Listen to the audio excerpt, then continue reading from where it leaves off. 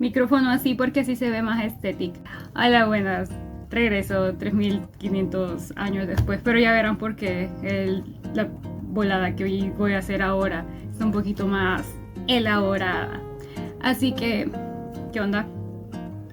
Regresé y esta vez les voy a hablar como venía adelantando en el último video, que si no han visto, véanlo porque no es la continuación, en realidad no tiene mucho que ver, pero al mismo tiempo sí, porque es como la continuación de cómo fue avanzando este proceso del bloqueo creativo a la explosión creativa.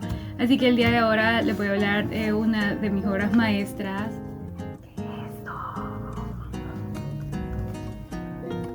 Es el primer cómic que hice. Es un cómic completo de 25 páginas.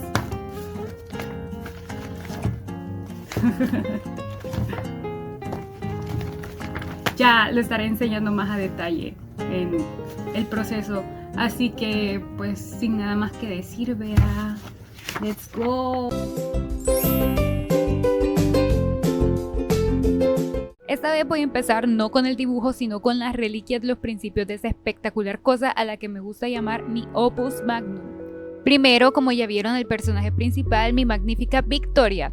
¿Es victoriana? ¿Por qué es victoriana? ¿Se llama Victoria porque es victoriana? Sí, no tengo inspiración ni creatividad, pero igual siento que le queda muy bien el nombre. Bueno, les voy a contar la historia de cómo surgió mientras vemos los bocetos del cómic y luego el mero cómic.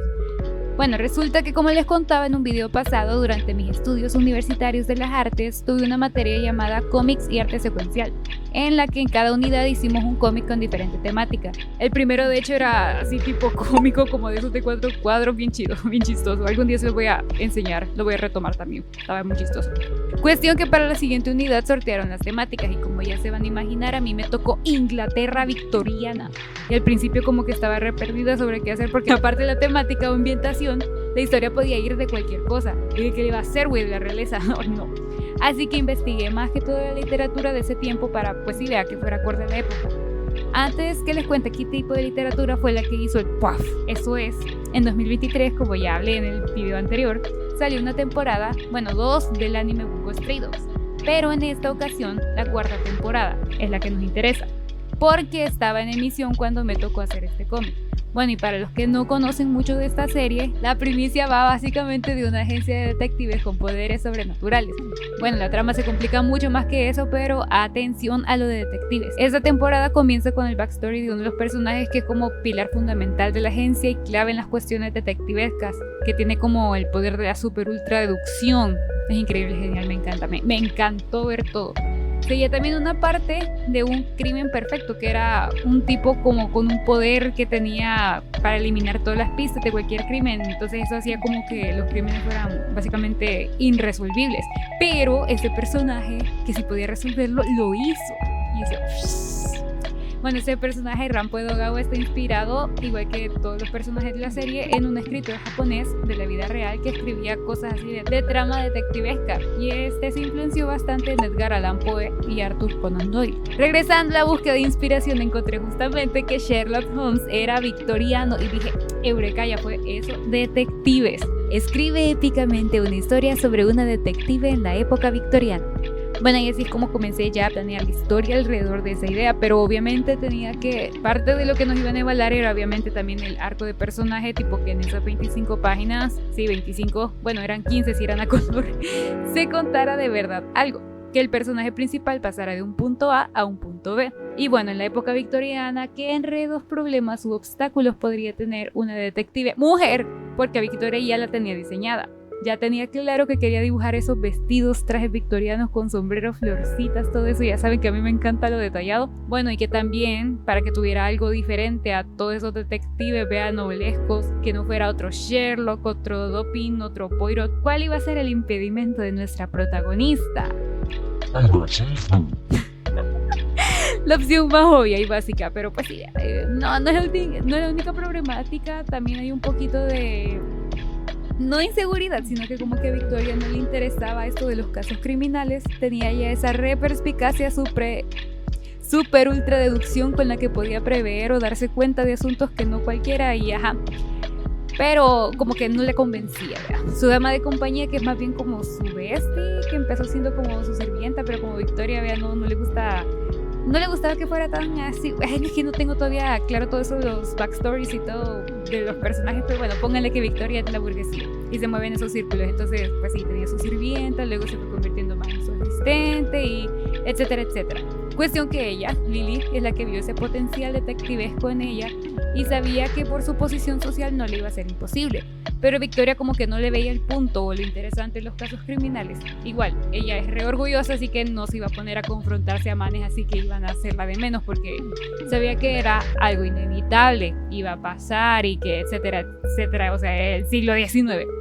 Bueno, pero al menos en este primer capítulo siento que aparte de la introducción a la historia, también es la introducción de Victoria al mundo policial y así, pero no creo que la haya convencido del todo para ser detective a tiempo completo, teniendo en cuenta, espérense que ni siquiera les he contado de qué va el primer y único capítulo hasta ahora, The Mastermind. Sí, es referencia a la canción de Taylor Swift. La estaba escuchando cuando tenía que pensar un nombre para el título.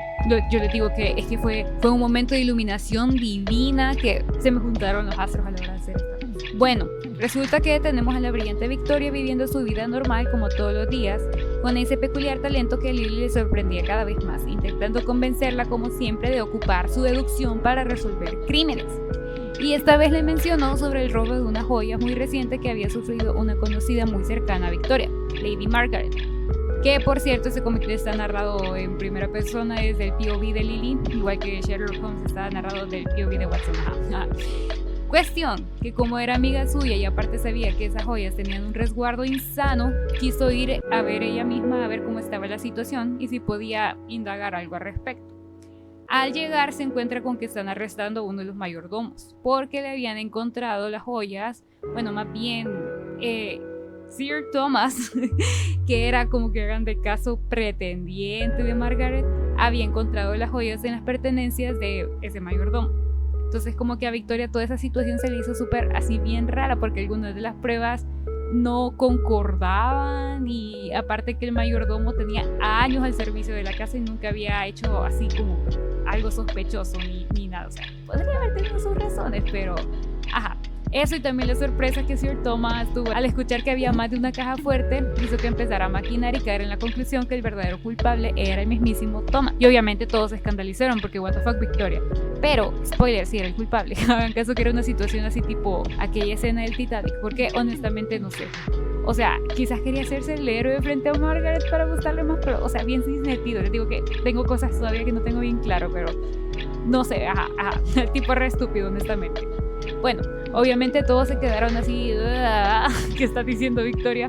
Especialmente el mero Thomas quedó muy ofendido porque siendo un hombre noble, amigo de Margaret, era re loco que insinuara eso. Por encima no había razón para sospechar, pero Victoria tenía su razonamiento y empieza a explicar todos los indicios que la llevaron a tomar esa conclusión, incluido el lenguaje corporal que le denotaba así nervioso, estaba reatacado, estaba defendiéndose y también la reacción al ver que las joyas que habían sido robadas fue diferente a la que el empleado se supone que había guardado una joya que el mismo Thomas le había regalado justo esa tarde a Margaret. Entonces como que ahí en el detrás de cámaras del robo hice el porqué de todo eso y Bueno, la cosa es que le revisaron las cosas y básicamente se llevaron al mayordomo. Entonces, pues sí, vea, se quedó ahí en nada. Y bueno, Victoria sabía también de que Margaret había estado fuera de la casa y que Thomas al parecer la había estado esperando. Entonces como que eso, vea, también hizo parte de aquí hay algo. Entonces todas esas cosas son las que Victoria pues sí vea. Y bueno, también había una de las doncellas que estaba así toda medio sospechosa, vea. Había sido ella, tal vez no, pero es que, o sea, la cuestión de que sabe que entre Thomas y ella como que algo estaban escondiendo. Ella tampoco le interrogaron, pero igual no iba a ayudar mucho porque desde el principio ella dijo que no había visto nada, que no estuvo en ese lugar. Entonces, era básicamente de ese momento las palabras y suposiciones de Victoria contra un hombre con dinero, con poder, pero sobre todo hombre, porque acordémonos que era Victoria en el #machismo. Así que el tipo solo tuvo que amenazar a Victoria con una denuncia por difamación si seguía con ese cuento para que la pobre no tuviera nada más que decir. y empurrada como estaba se fue a casa con Lily sabiendo que algo ahí no cuadraba y que detestaba tanto a Thomas que tenía que sí o sí encontrar las pruebas definitivas para mostrar que era el verdadero culpable y así cerrarle el orto. Así que por ahí pasaron un par de días recolectando datos, hechos sin hacer mucho ruido para que finalmente en una reunión, disque para pedirle disculpas a Thomas, acorralarlo para que él mismo se delatara. Mientras tanto, Lily iba a interrogar y de la misma manera acorralar a la doncella sospechosa, la cual investigaron a fondo para conocer sus debilidades y que sí o sí hablara. Re maquiavélico, pero era por un bien mayor. Finalmente habló y aceptó que sí, fue Thomas el que la obligó a abrir la caja fuerte amenazándola que iba a hacer que perdiera su trabajo, que era su única manera de apoyar a su familia y etc. Así que no tuvo opción más que ayudarlo. Básicamente le abrió la caja fuerte para que él sacara las joyas. Eso. Y la obligó a guardar silencio. Por otro lado, Victoria, haciéndose la que no, sacó de nuevo el tema de las joyas, esta vez hablando del tipo de piedra que esta contenía y por qué era tan preciada para Margaret. Se trataba de un granate y no de un rubí como Thomas erróneamente había pensado. El boludo no sabe de joyas y no era una joya excesivamente valiosa económicamente hablando, ya que se trataba de un detalle de una vieja amiga de Margaret. Por lo que es algo que el mayordomo, si es que había sido él, estaría al tanto y no robaría así por así. Por lo que Thomas obviamente se atacó cuando Victoria lo mencionó, porque sabía hacia dónde iba el asunto de nuevo. Y ahí es donde ¡puaf! Margaret empezó a cuestionar todo y darse cuenta que la única otra persona con acceso a la caja fuerte es la doncella de la que Victoria también sospechaba. Y finalmente cayó en cuenta que de hecho a Thomas sí le parecía sospechoso. Y justo cuando Thomas trataba de defenderse, ¡pum! Cae Lily, no literal. Cae Lily con la doncella a inculpar a Thomas, que no pudo defenderse más. Y a todo eso ya habían llamado a la policía, que había atestiguado todo, así que arrestó por el mismo robo y por la interferencia a la investigación más que todo. Así que good ending. Luego Victoria, ya toda orgullosa de sí misma obviamente, fue en persona a ver cómo continuó el asunto con la policía, sacaron al mayordomo y agradecieron mucho por su ayuda y eso ayudó que se convenciera de que tenía que aprovechar más su talento en esas cuestiones. Y crimen sencillo, pero como les digo, es más que todo una introducción a todo, tanto a los personajes, al mundo policial, la deducción y así. Ya el segundo capítulo, que sigue en fase de planeación de aquí al 2030 quizás, sí pienso que sea un crimen ya más serio, ya más complicado, vea, que tenga su contenido, vea. Bueno, y ya para terminar les voy a hablar de la pintura que estuve haciendo de fondo. Necesitaba que fuera un cuadro estilo victoriano, obviamente, un retrato así tipo... vea. Y pues las primeras veces que dibujó a Victoria fuera del cómic, la primera fue esta. Ay no. Bueno, contexto, es que alguien una vez en Twitter dijo que necesitaba saber cómo iba a reaccionar un niño victoriano a un matcha latte, el chocolate, la bubu, crumble cookie, la bubu. Y dijo, bueno, yo tengo a mi niña, no niña, victoriana, así que... En fin, volvemos a lo serio. El retrato de Victoria, re linda, y así es como quedó. Espero que les haya gustado la historia, que les haya gustado el trasfondo y... denme apoyo, denme incentivos para hacer el capítulo 2 antes de 2030. Yay.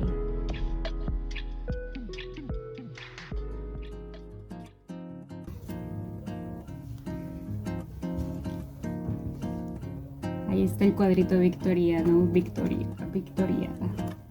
Re linda. Me gustó, solamente creo que los colores como que quedó medio...